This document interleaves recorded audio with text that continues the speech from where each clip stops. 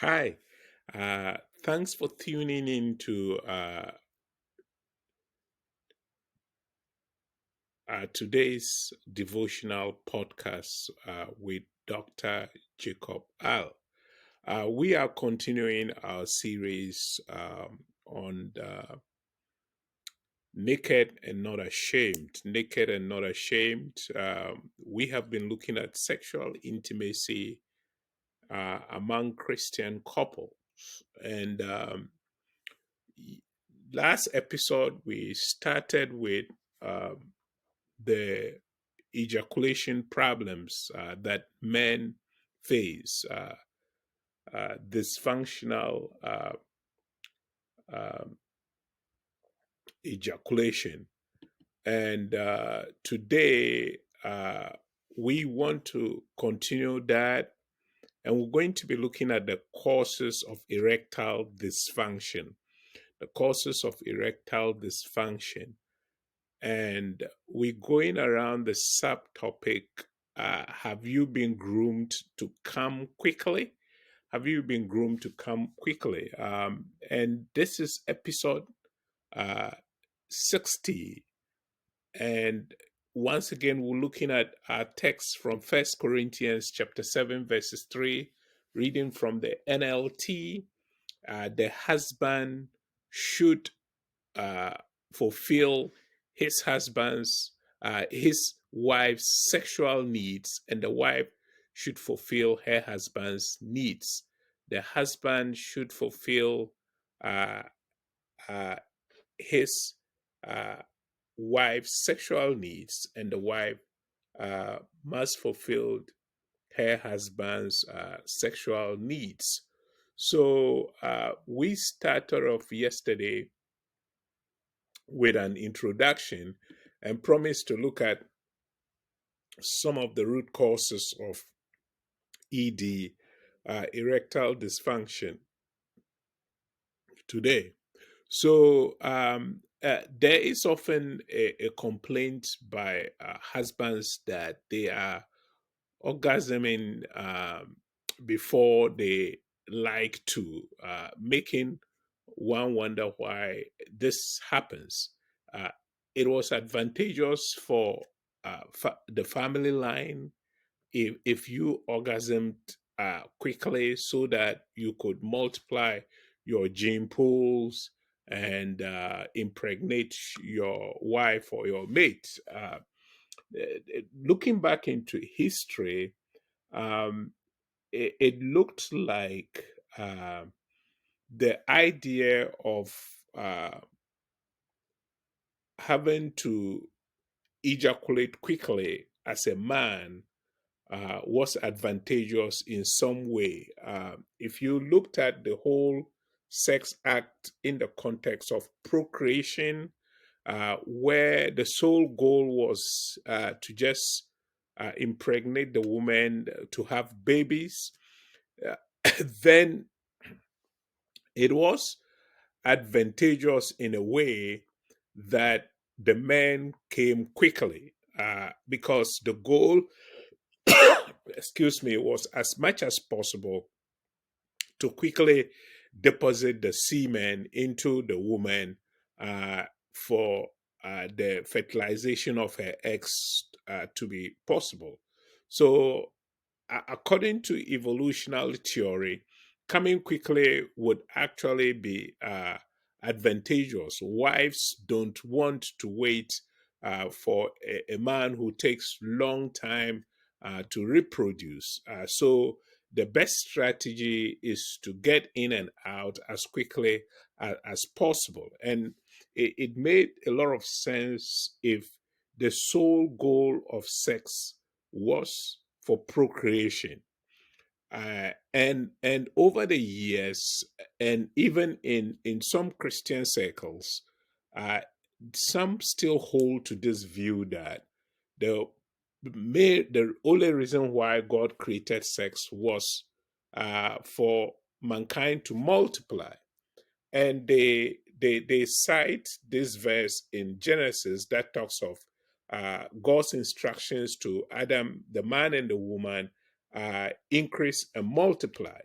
and the only way they could do that was through sexual intercourse. And so this goal of multiplication had been the concept that has sort of backed uh, the Christian minds of old in terms of when it came to the issue of sex.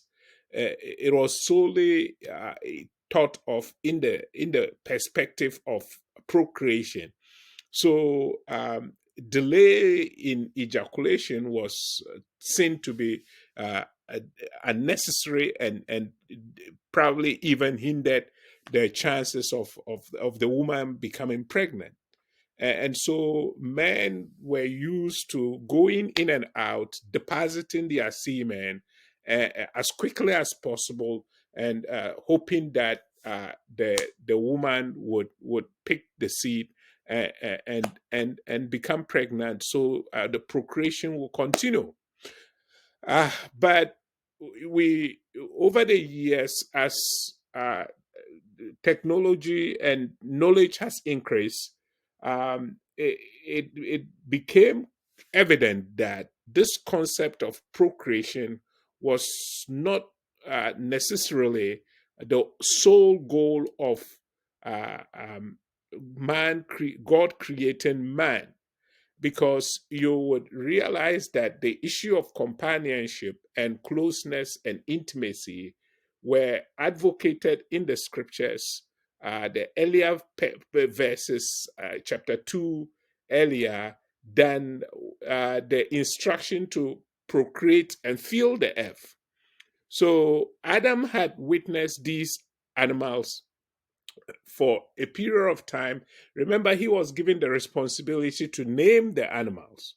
So he saw how together these animals mated, and he saw the intimacy that these animals express in pursuing each other when it came to a time of mating.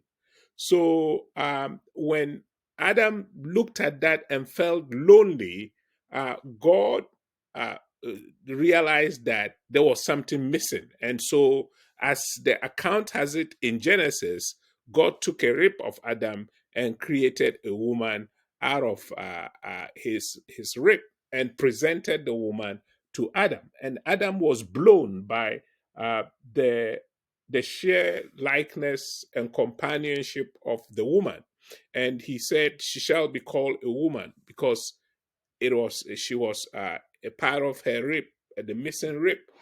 And that bond of intimacy was established long before they were given the instructions to procreate. So obviously there is a disconnect here when people, especially Christians, try to make the case that uh, sex was actually solely meant for procreation and not for intimacy and companionship, or the bonding aspect of it. And so we have in past episodes dismissed this myth and established that yes, sex was a gift of God to couples with the goal of procreation, but even before even procreation, it was a goal of intimacy and bonding. As Adam felt lonely before Eve was created. So over the years, and obviously in the secular world, this idea of probing to find uh, the place for the woman to begin to enjoy sex and not just be seen as a production machine was sort of also magnified in the sex revolution that took place in the 1960s in most developing countries, where women just came out profoundly to defile this cultural and traditional stereotypes with regards to sex over the years, and began to refuse to be baby producing machines. Now, so out of that liberation came this movement where women now began to see sex as not mere instruments of procreation, but that they had the right to also enjoy the whole uh, act of love making, which in fact was something that the scriptures very much was in support of. And so it wasn't something that the church rejected or surprising to the church when there was this new mentality of, hey, having to be careful, or having to give the woman the opportunity and the privilege of enjoying sexual intercourse and not just seeing her as a baby producing machine. And so, with that development, women now began to look at how that their husbands were incapable of lasting long to a point that they could be pleasurized by gaining orgasm. So due to this evolution, uh, we can now enjoy as much more comprehensive sexual experience than just a insemination, where it was just an issue of where the man had to enter the woman quickly, ejaculate, deposit his semen into her, and then the woman just waits for one of her eggs to be fertilized. That type of mentality began to change. So it hasn't been it hadn't been a priority for a long time to increase the wife's pleasure. So since the sexual revolution, as I was saying, women have been expressing their sexuality more openly.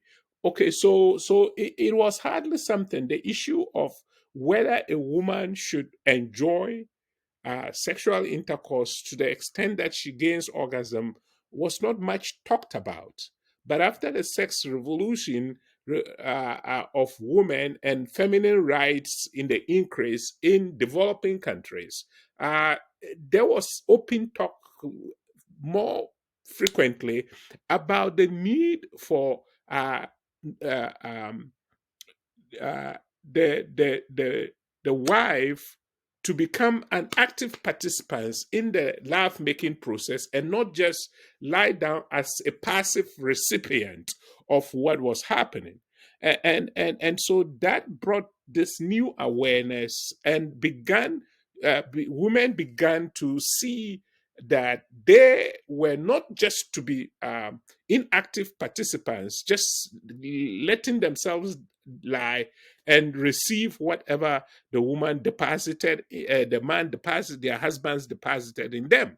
So after that, husbands started considering how they could prolong their wife's sexual experience. Now, this new way of thinking takes some time to adapt for to the husband. So it's understandable that they take some time to adjust, and obviously that is why it is understandable that uh, this issue of premature ejaculation uh, had been so rampant in the sense that men were not didn't train themselves both psychologically and in terms of their actions over the years. They never saw anything wrong with coming quickly. And in fact, those who had the capacity to come quickly, they were considered to be heroes until it was realized that no, you need to prolong if you want to be obedient to the scriptures in having to satisfy your wife, your the husband's the responsibility being having to satisfy the wife sexually, then the husband needed to take steps to slow down the process in order to give the wife that ample opportunity to be pleasurized in the process of love making. And so it was something that theologians didn't have to fight against because it was scriptural for husbands to desire to prolong and change their minds with regards to this attitude of coming quick, to delaying and prolonging it in order to fulfill the instructions of Paul in First Corinthians chapter 7 to satisfy their wives sexually. So this is the thing. It is essential to determine when the husband and one of the things we need to understand when it comes to this issue of premature ejaculation is by experiencing orgasm for the first time, many husbands teach themselves something inadvertently, and I have dealt with sort of newlywed couples, most especially younger couples who are both virgins. If they are virgins and have been staunch Christians and have abstained from sex till their marriage, and probably the very first opportunity they have had to have a sexual encounter is on their honeymoon day, and being novice and never having past experience, if these things are not discussed into details by their counselors prior to the honeymoon, there's usually a wreck is made of this whole experience of sexual intercourse, and they come out of the honeymoon disillusioned and asking whether this is just all about, this is what sex is all about. The man jumps on her, comes and into her, and then ejaculates, and then she's left to be on the bed, stranded, not knowing what to do next. Okay, so it is important that counselors of newlywed couples, young adults who are getting married, and both happen to especially be virgins, it is important, whether they are virgins or not, it is important for the counselor to have deep, open discussion about their first encounter, sexual encounter during their honeymoon. It has to be deep and detailed, alerting them of some of the frustrations they may encounter during their first act of sexual intercourse. Because invariably, the very first act of intercourse for virgins in the honeymoon usually sets the background for how their sex life will be in their marriage, especially if they are approaching this day very innocent and being novice in the act of sexual intercourse. It could create a huge problem. And if the woman, if the man's, the little that the man especially knows concerning sex is just maybe pulling out your penis and inserting it into your newlywed bride's and then ejaculate, and that is it. If that's all they know, if from being novice and virgins, if that's all they know, then it becomes a problem, because obviously invariably the woman is hurt, the wife, the newlywed wife is usually bruised and hurt because it's painful. The first time inserting obviously is painful, and so even with detailed counseling and providing certain exercises for the bride to do before the first insertion of the husband, even with sometimes with those exercises done to break the hymen, there will still be some bleeding. Because why? Uh, she's a virgin, and that's the first time an instrument is being introduced into her vagina. So they have to be prepared. They have to be They have to be informed that it's possible that this could happen. So they will prepare themselves. And then as they continue to do the various exercises, and so obviously lubricating the organs adequately, then they will begin to realize that it is something that it will not be a painful exercise in any time they have a sexual encounter. And so the boy or the husband, uh, the way he would look at the first encounter with in penetrating the newlywed bride will set the tone for how he would begin to lust or desire to prolong his ejaculation. If these things are not told him prior to the honeymoon, but it is important that these things are discussed. So when this tendency occurs later in life, however, it can contribute to a shorter span of erection or ejaculation.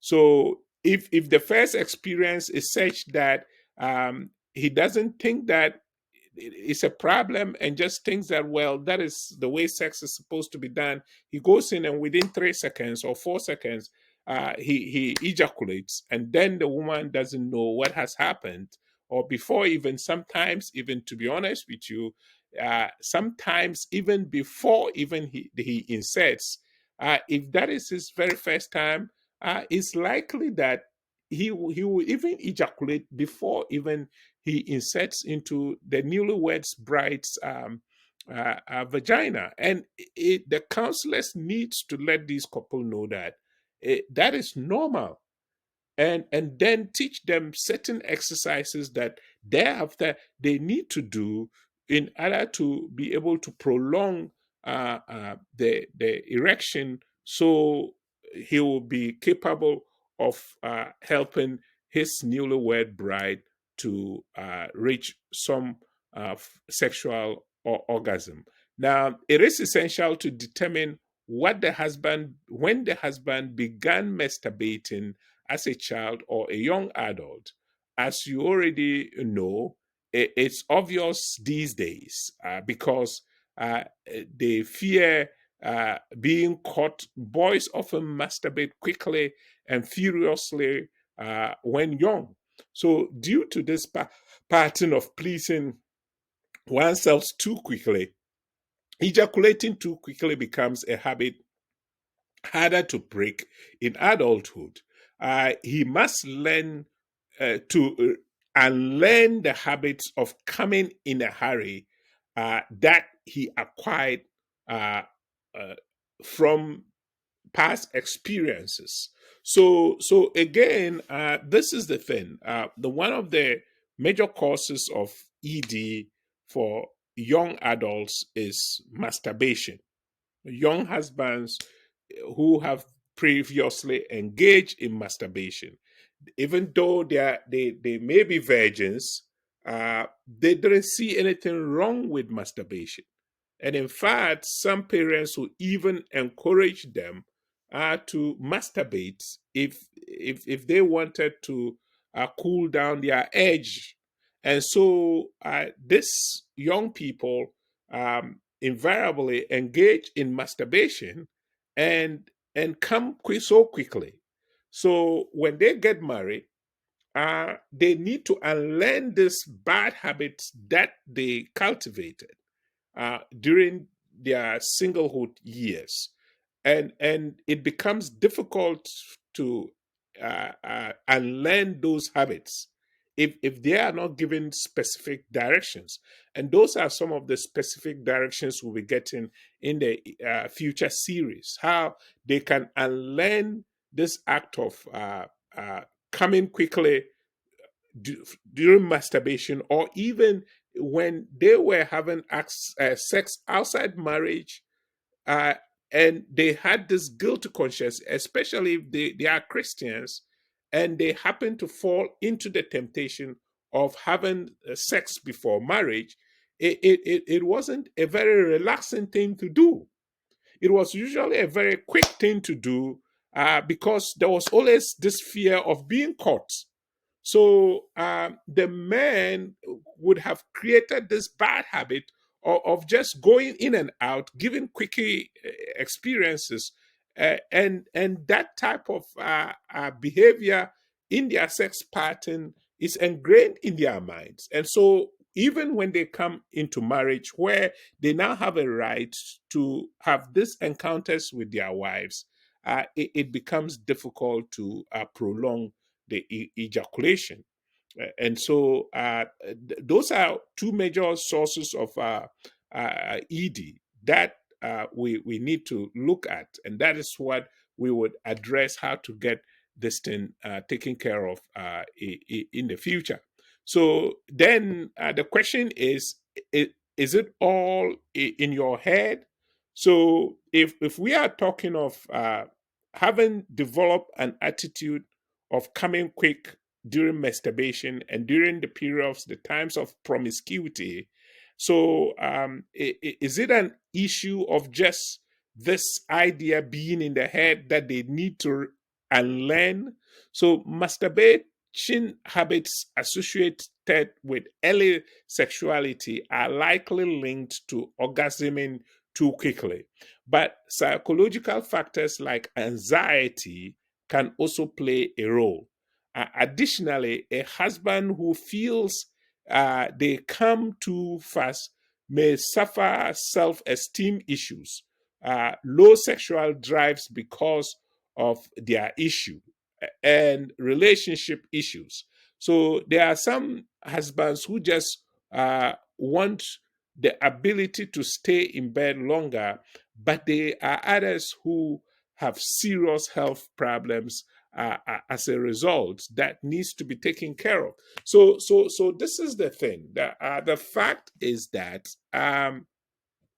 boys during masturbation obviously had built these habits, as we have been saying, over a period of years, and so they need to have the habit of unlearning this this whole thing, and again, for newlywed couples and for most of the young boys, after they have tried to stay longer, to keep their erections for longer periods, and they have failed over and over, it begins to get to them. And there is an anxiety that builds up in them anytime, next time they are approaching their wives. And they also feel that they are incapable of satisfying their wives.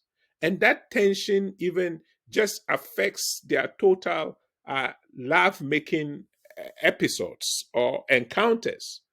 And so there is the need for us to teach these young boys that uh, it is okay if it does happen that they struggle to keep their ejaculations for long, their erections for long during the first few months and even years of their marriage. If the counseling on the sexual aspect of it goes very well, it shouldn't scare and cause anxiety. And obviously, the woman or the wife will be spoken to during the counseling to be understanding with the husband and sort of encourage the little efforts that he makes to prolong the the erection in order to help her come.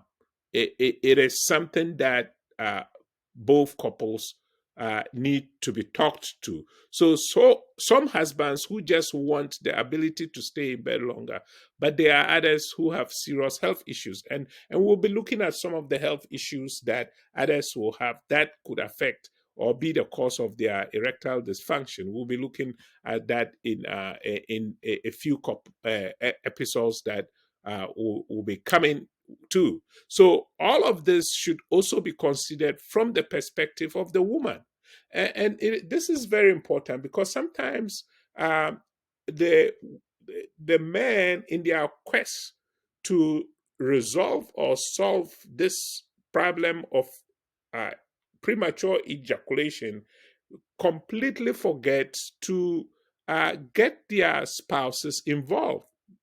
They, especially if they fail to accept that they have a problem in that area. But it's something that you need to involve the woman and get her perspective on it. You say, oh, what perspective do I need? Why do I have to talk to her about how long? You have to talk to her because she can play a good role. As we will see some of the techniques that we'll be learning, your wife can play or your partner can play a good role in helping you prolong your erection, as we will see in some of the techniques that are used for this, or the exercises that are recommended for people to be able to stay long. Okay, so according to one study, 24% of men felt that they had a premature uh, problem, premature ejaculation problem. That's AKA ejaculating before they wanted to. But only 10% of their partners thought the same. So this is the thing. As I said in our previous episode, some women don't need their men to last long before they gain orgasm, or even some women who have accepted the fact that that is the way maybe sex is, because that is the way they have known sex to be. The man comes in, and within a few moments, he ejaculates, and that's it. And then you, the woman, you are supposed to just be there. So, a study was done that showed that 24% of men who thought they had erectile dysfunction problems, when their wives were interviewed, it was only 10% of them who realized that, yeah, their husbands actually had ED problems. So, in other words, either one, these wives who were interviewed um, felt that they gained orgasm even within the shortest period of time of an encounter with their husbands. And this could be true if the wife, as we mentioned during those times that we talked about the Kegel exercise, if the pelvis of the woman is stronger during the time of foreplay, even before the man inserts, she could initiate things that she could do to contract the PC muscle that will put her in the mood of orgasm, even way before the husband inserts his penis into her vagina. And so, with such women, when they are already ready, they don't need 30 minutes or a long period of time. Because as at even the time before even the husband inserts his penis, they had probably done this PC contractions and gained orgasm even long before the husband inserts, which would then just trigger multiple orgasms. So it is not surprising that only 10% of women would say that their spouses have ED problems. So either that they have learned to come quicker or prepare themselves and came almost exactly simultaneously within the period of time that their husbands came. And so they never even notice in their marriage that the husband has an ED problem, or they have never experienced orgasm, and so they don't really know. All they have known their life is, hey, I just have to lie. When my husband wants it, I open my legs for him. He goes in and he ejaculates, deposits the sperms, and I just pray that I get impregnated, and then I bear him children. And so they have accepted that. So they don't even know what ED is. Hey, All I know is he goes into me, he deposits his sperms, and then I pray that one of my eggs get fertilized, and I become pregnant. And so they have no clue that, hey, the way the husband is doing it and coming quickly, it's a problem. They have no clue because they don't even know, they have never had an experience of orgasm. And there are women throughout their marriages, even till they are deaf, who have never had, they don't even know what the word orgasm is. And so it is not surprising that only 10% of women who are 20% of their husbands said they had ED problems, that 10%, only 10% of their women recognize that. So the rest of the 14%, what happened there? They are the ones who probably understand that they have not been gaining orgasm during their sex life, in their sex life. And so they were able to answer accordingly. Okay, so we see that. So if you are listening to this podcast to improve your you and your wife's sex life, uh, that's terrific. Nevertheless, don't ignore your wife's sexual experience due to your concerns over statistics, numbers, and comparisons. See, it is important that you understand that your wife has a role to play in this area.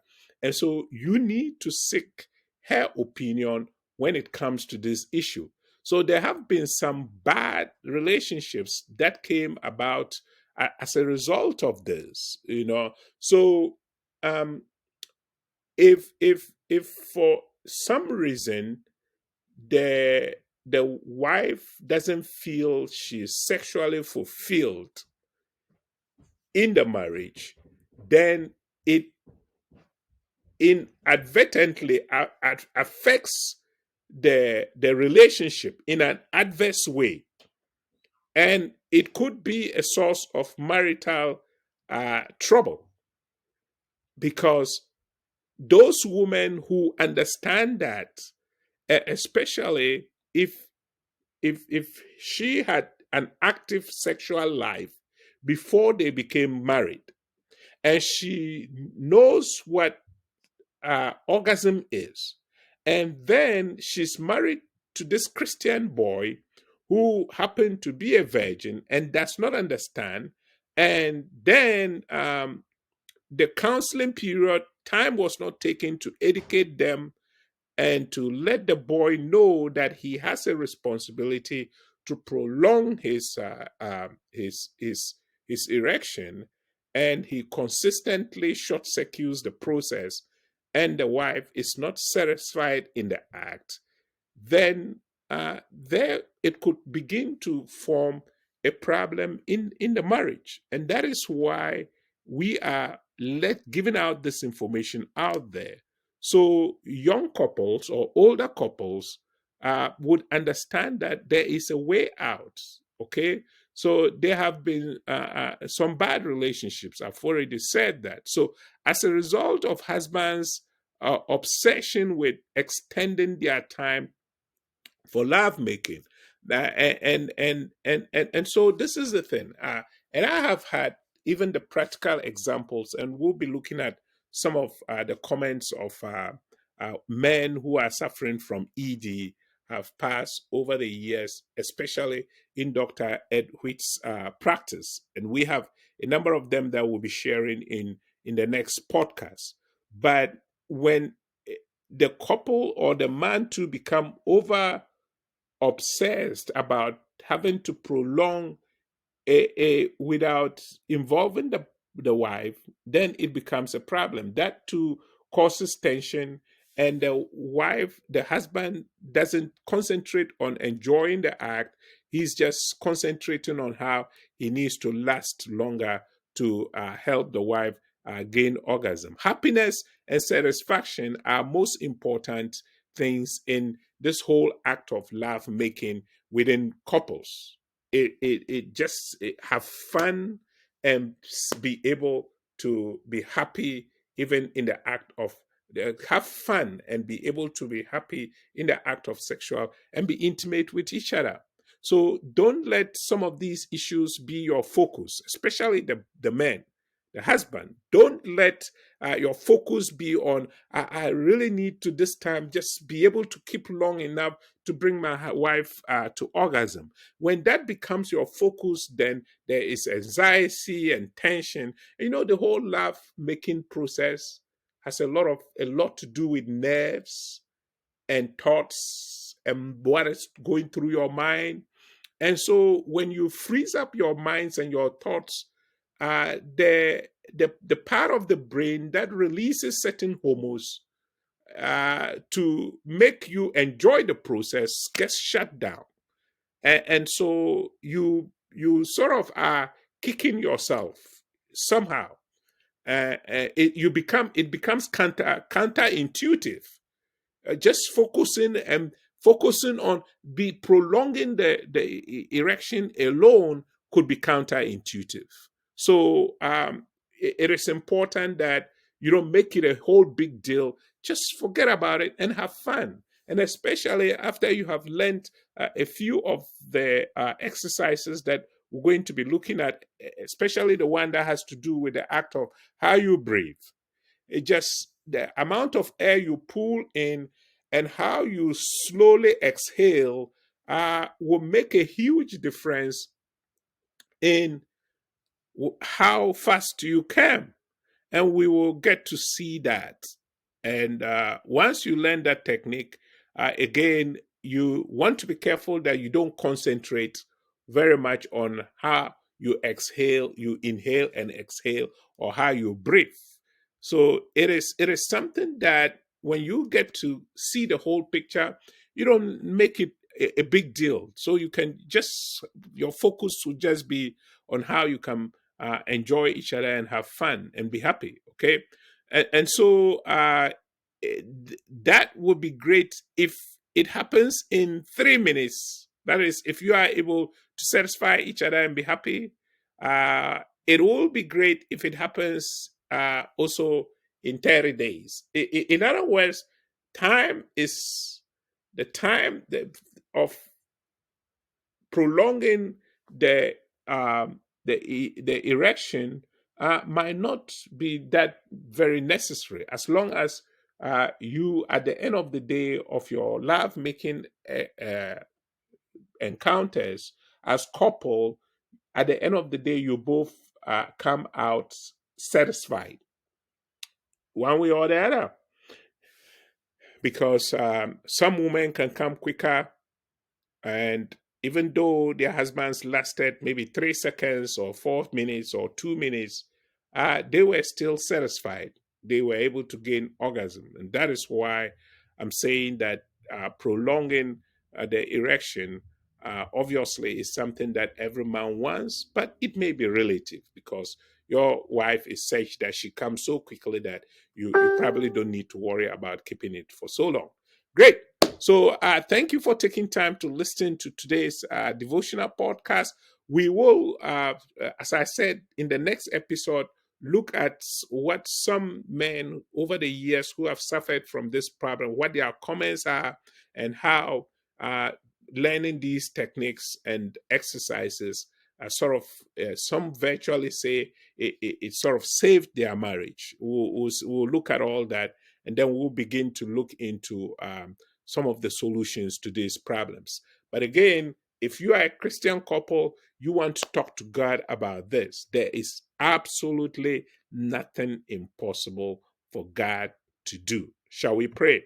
Our Most High God, thank you for the knowledge we have gained today, for it is the entrance of your word that giveth life. We commit, first of all, our marriage into your hands. Come into this marriage, make us strong, and bind us together with cords that cannot be broken. That is love. We thank you for this information, and we pray that, Lord, our love making life will never be the same, because we know you are interested in this. You gave it to us as a gift, and we want to use this gift to bond and seal our marriage from any penetration of the forces and powers of darkness. In your precious name I pray. Amen. Beloved, thank you so much for taking time to listen to today's devotional podcast. Stay tuned for more on this notorious problem among husbands and how you can easily solve this problem. If you have questions, you have comments, please feel free to put it in Facebook inbox or WhatsApp. If you have WhatsApp, you can check me on WhatsApp, Dr. Jacob Al, and send me a WhatsApp message, or you can as well pass comments on our YouTube channel, and it will all get to me. Thank you, and have a blessed day. God bless. Bye.